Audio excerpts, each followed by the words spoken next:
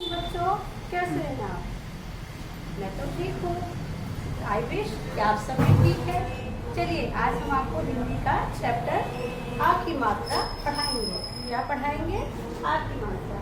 पिछली क्लास में हमने आपको 2, 3, 4 वर्णों के शब्द करवाए थे। अब आज की क्लास में हम आपको बड़े आ की मात्रा के बारे में बताएंगे। किसके बारे में बताएंगे? बड़े आ की मात्रा।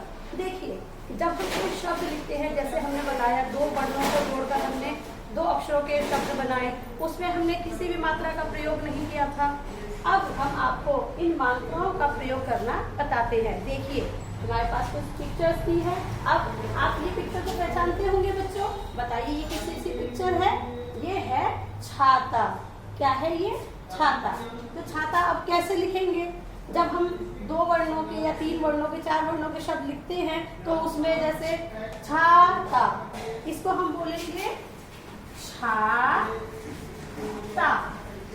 ऐसे बोलेंगे ना। अब आपको कैसे पता चलेगा कि इसमें हमको आ की मात्रा कहाँ लगानी है? मैं आपको बताती हूँ कि आ की मात्रा कहाँ लगानी है। चलिए, हम स्टार्ट करते हैं। हमें छाता लिखना है। अब हम छाता में आ की मात्रा का कैसे प्रयोग करेंगे, अब हम आपको बताते हैं। देखिए, छ में जोड़ दी हमने आ की मात्रा, उसके बाद ता में हमने जोड़ दी आ की मात्रा, तो क्या बन गया हमारा? छ आ त आ। क्या बन गया? छाता। इस तरह से हमने आ की मात्रा का प्रयोग किया। कैसे किया? छ में आ की मात्रा जोड़ दी, ता में आ की मात्रा जोड़ दी, तब इन दोनों को हमने यहाँ पर प्रस्तुत किया आपको छाता। कैसे?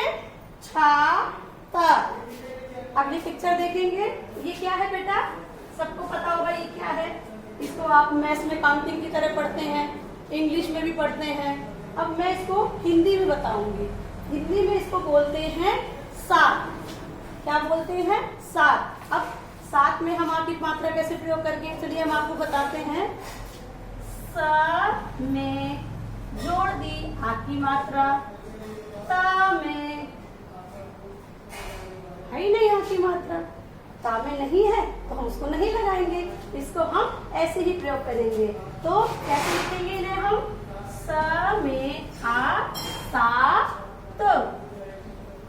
देखिए, ता में कोई हमारे पास मात्रा नहीं है, तो इसको हम हल्का सा बोलेंगे त। और सा में हमारे पास आ की मात्रा है, तो हम कैसे बोलेंगे? सा। किसी में भी आ की मात्रा जुड़ने पे उस अक्षर के लिए एक ध्वनि आ जाती है, आ। जैसे सा, कैसी ध्वनि आई? सा, यानी आ को हमने सा के साथ जोड़ा है और ता को हमने ऐसे ही प्रेजेंट किया है। इसके बाद देखिए, ये आपको पिक्चर समझ में आ गई बच्चों?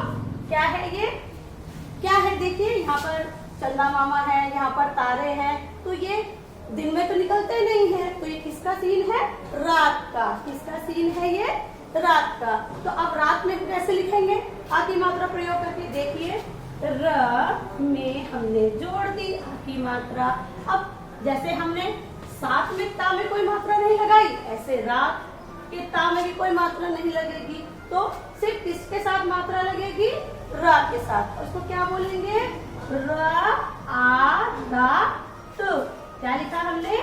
रात। क्या लिखा? रात। अब अगली पिक्चर पे आ जाइए। ये आपको पता ही है, इस सीजन में बहुत सारे आम मिलते हैं। कितना स्वीट स्वीट, मीठे मीठे, कई वैरायटी के आम होते हैं। आपको पसंद है? मुझे तो बहुत पसंद है। तो चलिए, अब हम अपने फेवरेट फ्रूट यानी आम को कैसे लिखेंगे हिंदी में? आ तो अपने आप ही बड़ा आ है, पर हम इसको कैसे लिखेंगे? छोटा आ में एक मात्रा हम डाल देंगे आ की, और उसके बाद माँ में, जैसे हमने इस ता में नहीं मात्रा लगाई, इस ता में नहीं लगाई, ऐसे ही माँ में हम कोई मात्रा का प्रयोग नहीं करेंगे। तब देखिए कैसे लिखेंगे इसको हम?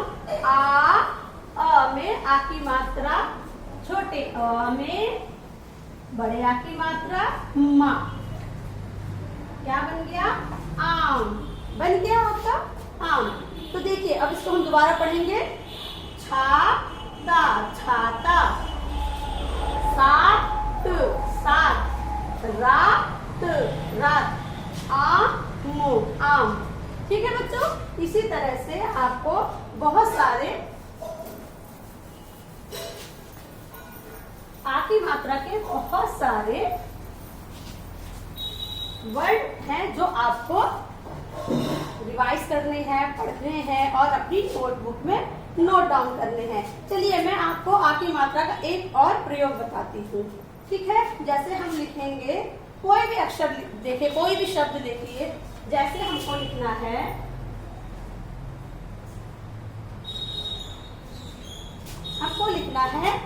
ताला। ताला देखिए एक वर्ड है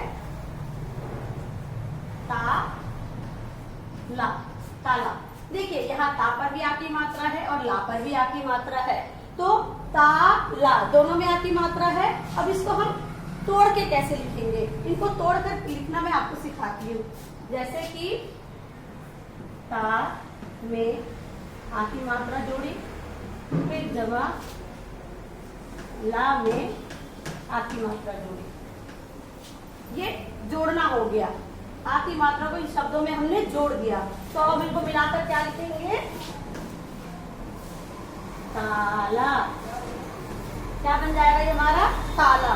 ऐसे ही आइए माला। अब इसको कैसे तोड़ के लिखेंगे, माँ में हमने जोड़ दी आ की मात्रा, ला में हमने जोड़ दी आ की मात्रा, तो मिलकर क्या बन गया हमारा माला। माला। ठीक है बच्चों, इस चैप्टर में इतना ही। आगे मैं आपको नेक्स्ट चैप्टर में बताऊंगी। आप इस चैप्टर को अपने घर में अच्छे से अपनी शब्द रचना बुक में, स्व ज्ञान में से अच्छे से इसको पढ़ेंगे और मेरी बातों को, मेरे इस चैप्टर को समझने की कोशिश करेंगे। धन्यवाद।